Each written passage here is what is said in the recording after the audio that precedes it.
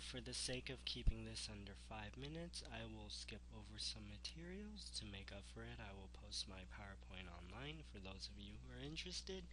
Anyways, this is the material research presentation for oil for John Clapp's NE12 class, spring 2012. Basic knowledge: oil is a form of fat. It usually has two categories of fat. Ignore whatever it's in here: unsaturated fat and saturated fat. Trans fat is usually introduced when you go above the smoke point, and the smoke point is the point in which your oil is burning, and that is really bad because that releases toxin and you don't want that. And as you can see here, it has an unpleasant taste. Now, the three oils that we'll be looking at, vegetable, corn, and olive oil, will have different smoke points. And here is vegetable oils. You can see my setup. There is a clear dish where I have a thin layer of the oil, and there is a container in which it is 3 centimeters deep. And with the container, you can see that with that amount of layering, that the vegetable oil already shows some color. And here you can tell that the lighting's coming from the top right because of the highlight on the oil. Now here's the information for vegetable oil. It is our oil that has the highest smoke point. And here's the fat composition: 25% mono, 60 poly, and 15 saturated. And that's sort of relevant because saturated fat is solid at room temperature, so the more saturated fat percentage it has, the more solid it looks at room temperature. Anyway, this is corn oil, and as you can see, it has a bit more color than vegetable oil. It's more yellow, and it is second in smoke point. It's in between the two. This is olive oil, and even with the thin layer, you can see that it already shows color there and a much deeper color in the container. And it has our lowest smoke point, so it is not very ideal for high heat cooking. These are all three of them together. I thought it would be nice to just compare, and of course this is all relative because the lighting can affect what the colors are, and also the colors of all the objects around it can bounce off and affect that. But basically we can see that vegetable oil is a bit more greener in its hue. And the reason why I say it's all relative is because what happens if we have a dark background?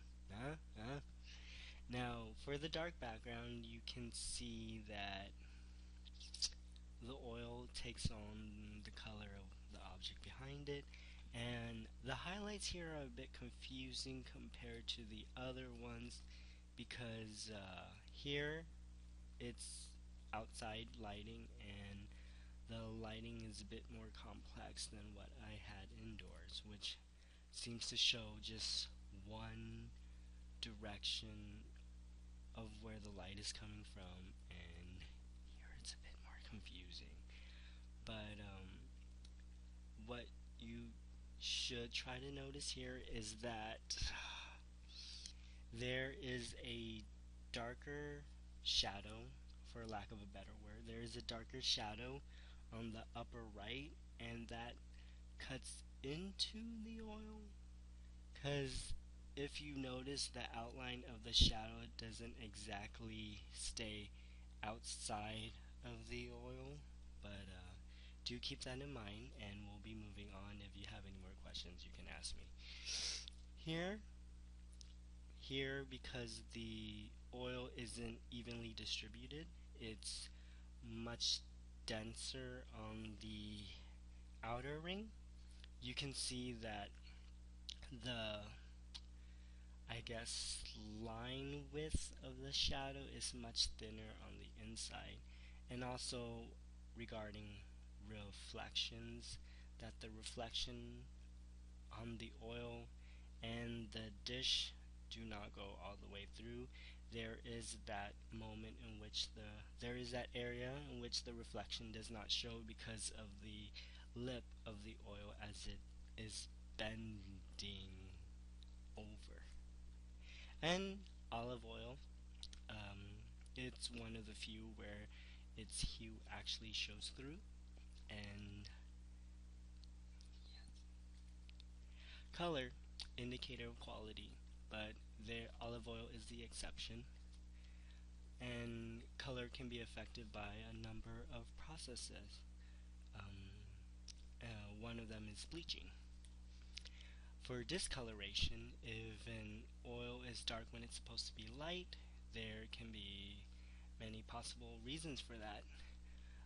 One of them is if it's processed from a poor grade of oil, and that usually means that the oil itself is unbleachable, or it doesn't bleach as well, or it was mishandled in the processing. In deodorization, if there's a leakage in the system, the oil darkens, and along with that, the oil develops a burnt taste and aroma, and it usually becomes unhealthy. Vegetable oil and also shortening will darken on being stored for a long time, and this is especially true at elevated temperatures. Or there can be an insufficient amount of bleaching materials, obvious. For color,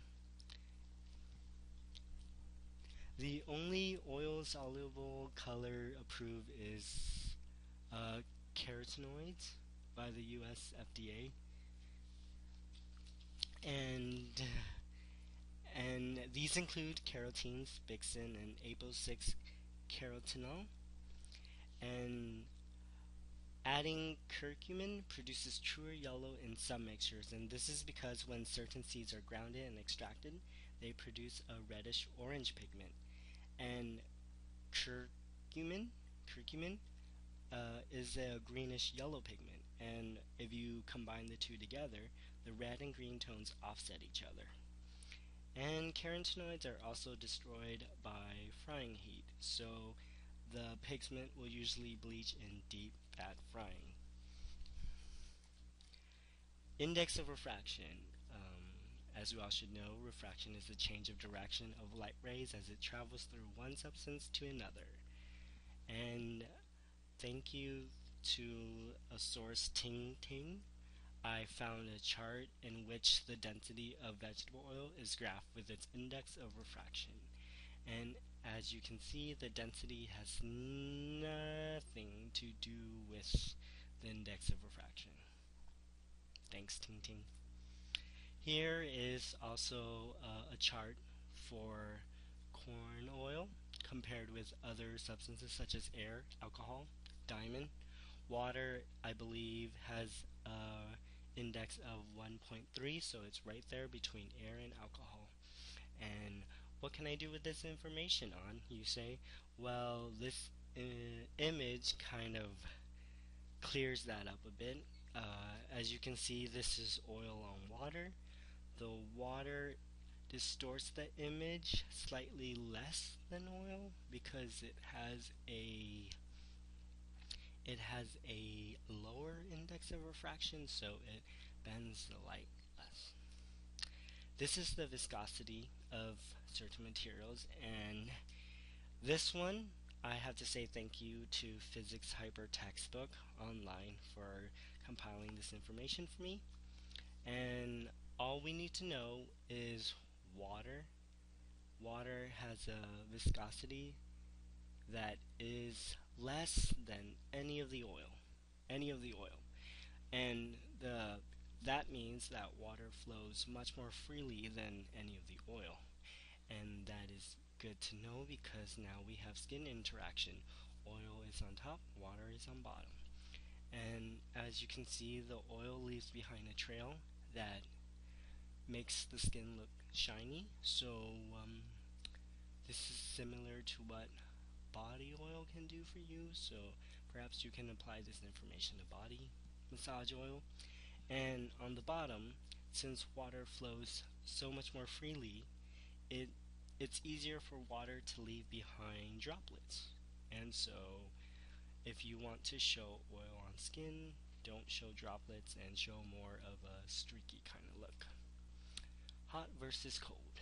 Now, for hot, I have this video here, and as you can see, the oil, as it's being warmed up, is shows some indication of smaller masses that changes size as they're being heated. So yes, and that's really interesting. And I could show you I could show you oil boiling, but that just means that I would go beyond the smoke point, and that's really harmful for me. So you'll just have to do that own research yourself. This is frozen oil. It's more opaque than oil at normal temperature. There is a white patch in the middle, and that is, I take it, water condensation. And here is a pictures. Here are pictures of the oil melting. It's much easier for oil to, it's much faster for oil to melt than water because oil has a higher, higher, higher freezing point than water. Yes, and as you've noticed, the top melts much faster because it's exposed more to the elements. And so the end result is the mold of the frozen oil looks more spherical. And here are some application. You can do illustrations of how you punish horrible, horrible people for their crimes. And this one is strange because I don't think oil splashed like that. So I did a video in how oil flows. You can just imagine how the oil came out of the bottle. And yes, it's more straight down. More straight down. But some of you would find that is a much weaker flow of oil, so I've also had a stronger flow of oil maybe like that. Good. Now, as you can see, this illustration is probably more accurate than the previous one with how it flows. And so you notice that this poor guy down there probably got some oil on his clothes, and I've also done study on that. Left to right, it's vegetable corn and olive oil, and as you can see, olive oil shows very strong color, and when the fabric that is soaked touches the fabric underneath that is also soaked with oil, they kind of press together to show a darker value in the image. And there's also clothing that is darker value. Here on the gray t-shirt, you can't see very much color differences. And on the black t-shirt, the oil is a bit more reflective.